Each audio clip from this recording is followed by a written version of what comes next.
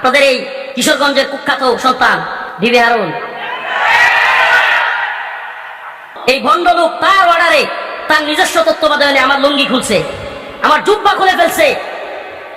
এই হারুন, এই ভণ্ড লোক এগুলো করেছে, আমাদেরকে জুব্বা খুলে লুঙ্গি খুলে আমাকে মহিলা এনে আমাকে জড়ায়া ধরছে, ছবি তুলছে, ভিডিও করছে। এই হারুন, ওর ব্যবসা প্রতিষ্ঠান বন্ধ করে দেওয়া দরকার, ওর রিসুর ওর থেকে নিয়ে নেওয়া দরকার, সামাজিক ভাবে ওকে বয়কট করা দরকার। ও যেন সমাজে আর এলাকায় এসে মুখ দেখাইতে না পারে। কিশোরগঞ্জবাসী বেরি তো আমগরেও পড়াইছিল, হ্যান্ডকাপ তো আমাদেরকেও পড়াইছিল, হেলমেট তো আমাদেরকেও লাগাইছিল, কিন্তু মানুষ কি করতে চাইতো জানেন?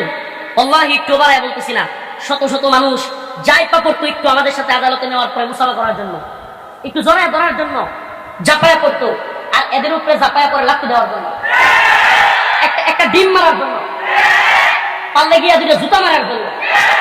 ব্যবধানটা বুঝছেন তো? এই যে আপনারা ক্ষিপ্তে গেছেন, এখন পাইলে তো হারুন এরা মনে সিম ড্যাম হয়ে যেত না। এই যে ঘৃণা এবং এই যে ভালোবাসা, এই দুইটা দুই মেরুতে অবস্থান করে। সুবহানাল্লাহ, সুবহানাল্লাহ। তো বলতেছিলাম, আমরা যেহেতু হাসিনার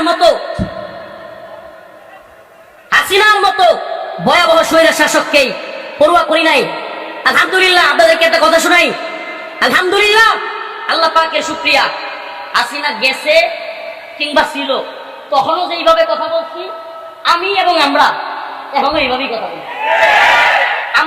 আমার কথাই বলি, আলহামদুলিল্লাহ, আল্লাহ পাকের শুকরিয়া। যাওয়াতে যে আমি মনে হয় দুই কথা বেশি বলতে পারবো, এটা আমার কাছে মনে হয় না, কারণ আমি একটা কথাও রাখি নাই যেটা আগে বলি যাই। হাসিনা থাকতেই কি না থাকতেই কি, আমি একটা কথাও এমন নাই যেটা আমি বলি নাই এখন বলবো না, আমি সব বলছি। আমার যা বলার তাই বলছি, যা করার তাই করছি, আলহামদুলিল্লাহ। প্রিয় হাজিরিন, এই জন্য আমি যেই কথাটা বলার জন্য এই কথাটা বলেছিলাম যে আমাদেরকে শত্রু মিত্র চিনতে হবে। এই হাসিনা কিংবা হারুন কিংবা এই মাজার পূজারীরা আমাদের জন্য চ্যালেঞ্জ নয়, আমাদের প্রধান শত্রু নয়। এই উপমহাদেশের মুসলিমদের, এদেশের সবচাইতে বড় শত্রুর নাম হলো হিন্দুত্ববাদী ব্রাহ্মণ্যবাদী তাগুতি শক্তি ইন্ডিয়া। নারায়ে তাকবীর।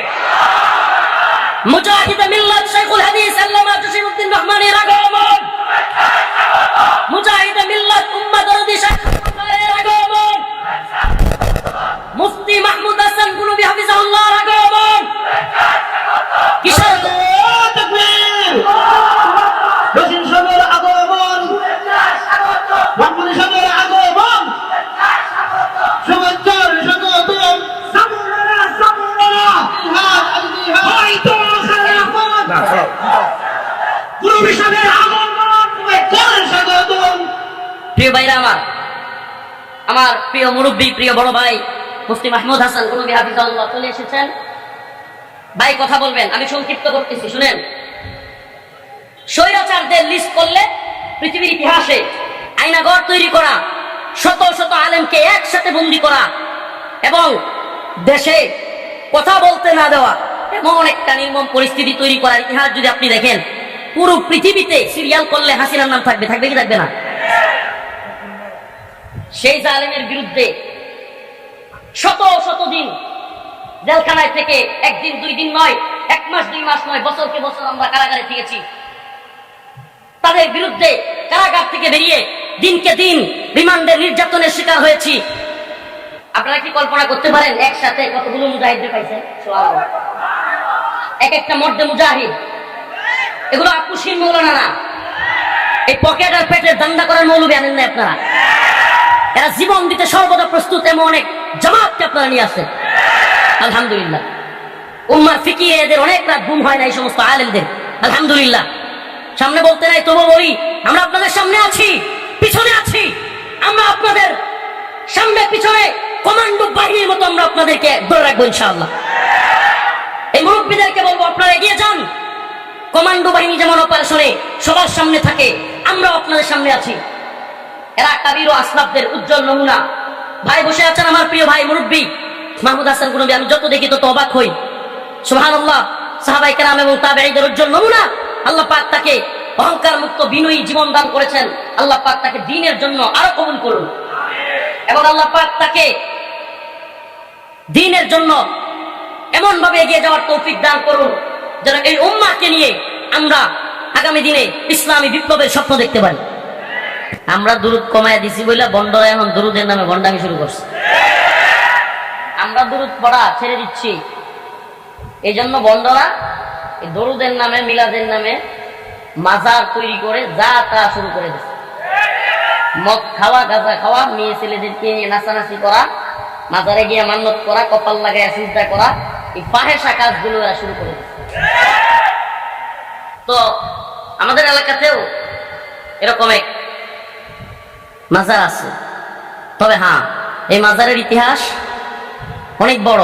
আমাদের নেত্রকোনার পূর্বধলা থানার লেটির কান্দা গ্রাম পাগলবাড়ি, কেউ কেউ হয়তো শুনে থাকবেন না, পাগলবাড়ি। তো এই বাড়ির পূর্বপুরুষদের ইতিহাস অনেক বড়, কিন্তু তাদের পরবর্তী প্রজন্ম এই সমস্ত বিষয়গুলো সুযোগ দিয়েছে। তাদের পরবর্তী প্রজন্ম উত্তরসূরিরা পূর্বসূরিদের ঐতিহ্য ধরে রাখতে পারে নাই। তাদের পূর্বপুরুষ ছিল খরম শাহ, সুজন শাহ, আরো বড় বড় যারা ব্রিটিশ বিরোধী আন্দোলনে শরিক হয়েছে, এ ধরনের ইতিহাস আছে। কিন্তু এরা এখন গান বাজনা, মহিলা নিয়ে নাচানাচি, তাদের ইতিহাস ব্রিটিশ বিরোধী আন্দোলনে শরিক হওয়ার ইতিহাস।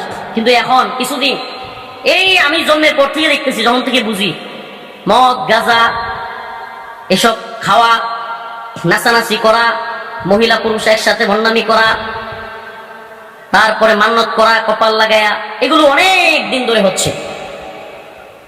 এই গত রাত্রে হঠাৎ করে এরা আবার মাইক বড় বড় দিয়া পুরো এলাকা থমথমে পরিস্থিতি তৈরি করে ফেলছে, নাচানাচি আর গান গাচ্ছে।